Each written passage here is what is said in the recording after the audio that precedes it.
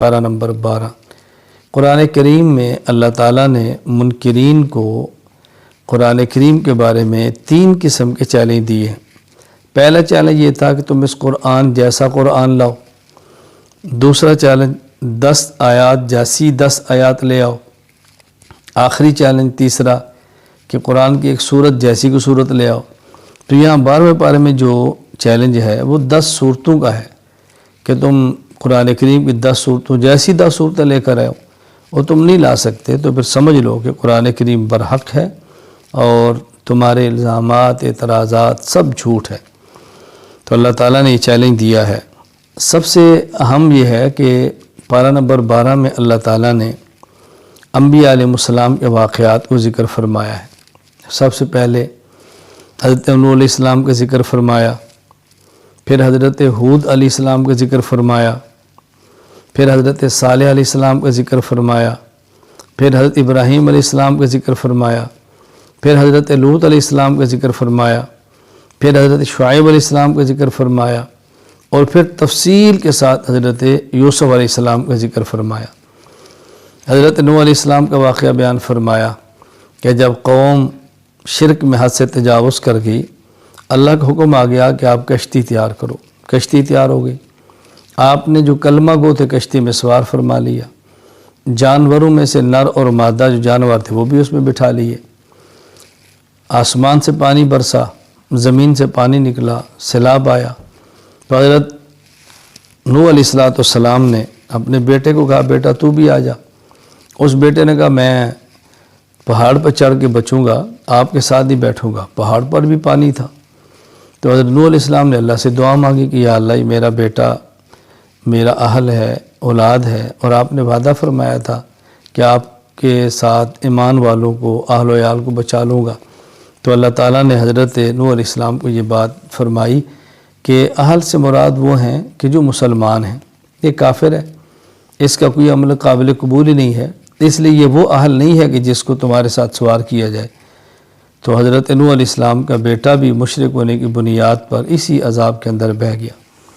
حضرت ہود علیہ السلام کی قوم شرک کرتی ہے، صالح علیہ السلام کی قوم شرک کرتی ہے، حضرت ابراہیم کا مشرک نمرود سے واسطہ ہے۔ تو ہر نبی نے اپنی قوم کو دعوت دی ہے، جب یہ نہیں مانے تو ان کے اوپر عذاب کا کوڑا برسا ہے اور برباد ہوئے ہیں۔ حضرت ابراہیم علیہ السلام کو بڑھاپے میں اللہ نے بیٹا دیا ہے، فرشتے کے ذریعے بشارت دی ہے۔ اللہ تعالیٰ نے ابراہیم علیہ السلام کو فرزند عطا فرمائے۔ آپ کے 2 بیٹے ہیں، ایک بیٹے کا نام اسحاق ہے، ایک بیٹے کا نام اسماعیل ہے۔ حضرت اسحاق سے یعقوب ہے، یعقوب سے پھر یوسف ہے، یہ سلسلہ ہے۔ اور اسماعیل علیہ السلام کی لڑی سے صرف ایک بیٹا حضرت محمد صلی اللہ علیہ وسلم جو نبی اور رسول آخر بن کر تشریف لائے ہیں۔ حضرت لوط علیہ السلام کی قوم کا بہت بڑا جرم یہ تھا کہ وہ مرد کے ساتھ بدفعلی کرتا تھا۔ حضرت نے بہت سمجھایا، وہ نہیں مانے، بالآخر ان کے اوپر عذاب آیا۔ اور آپ کی اہلیہ چونکہ مسلمان نہیں تھی، کافر تھی، تو ان کے اوپر بھی عذاب آیا اور یہ بھی کفار کے ساتھ ہلاک ہو گئی۔ انبیاء میں سے ایک نبی حضرت نوح جن کی بیوی کافرہ ہے، حضرت لوط جن کی بیوی کافرہ ہے، ان 2 نبیوں کا قرآن کریم نے ذکر فرمایا کہ ان کی بیویاں بھی کافرہ تھیں اور کفار کے ساتھ ہلاک ہو گئیں، باوجود اس کے کہ وہ نبی کی بیوی ہے۔ حضرت ابراہیم علیہ السلام کا والد کافر ہے، حضرت نوح علیہ السلام کا بیٹا کافر ہے۔ تو ایک نبی کا باپ ہے، ایک نبی کا بیٹا ہے، لیکن ایمان نہیں تھا تو کفار کے ساتھ ہی برباد ہو گئے۔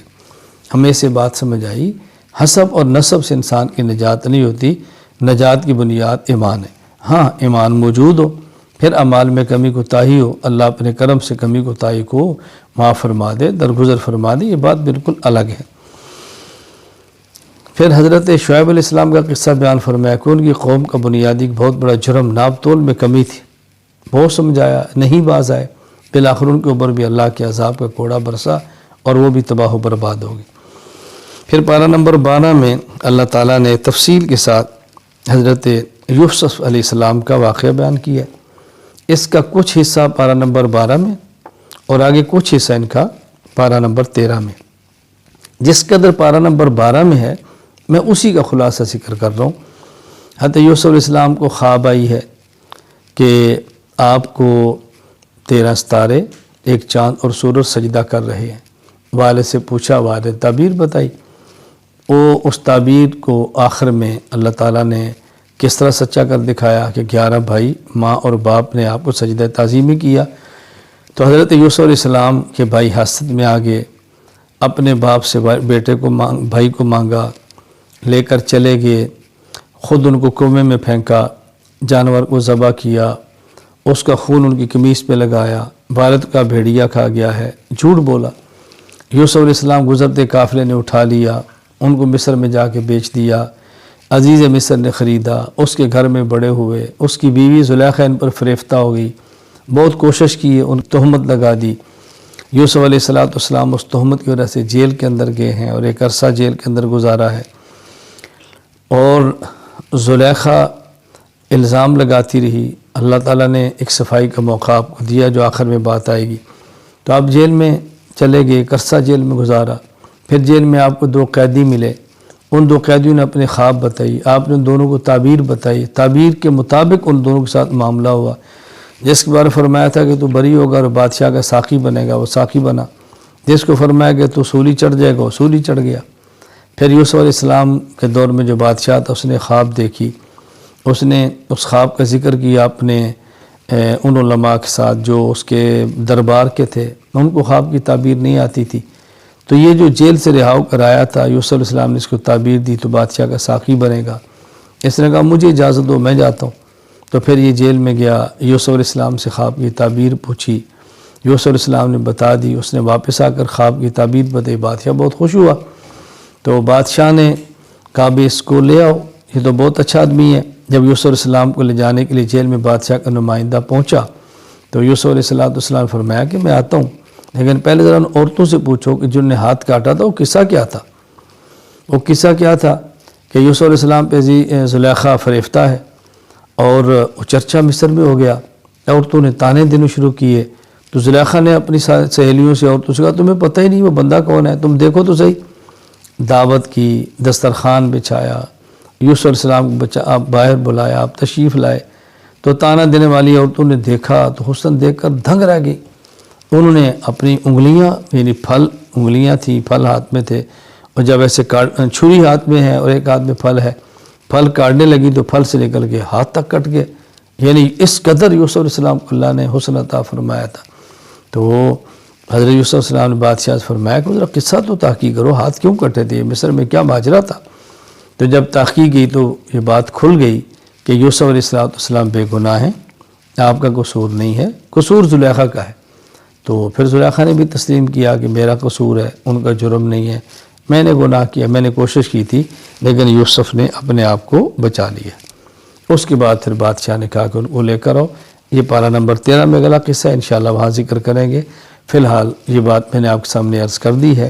حضرت یوسف علیہ السلام کے واقعے سے بات سمجھ آتی ہے، اپنے محسن کا خیال کرنا چاہیے، مربی کا خیال کرنا چاہیے۔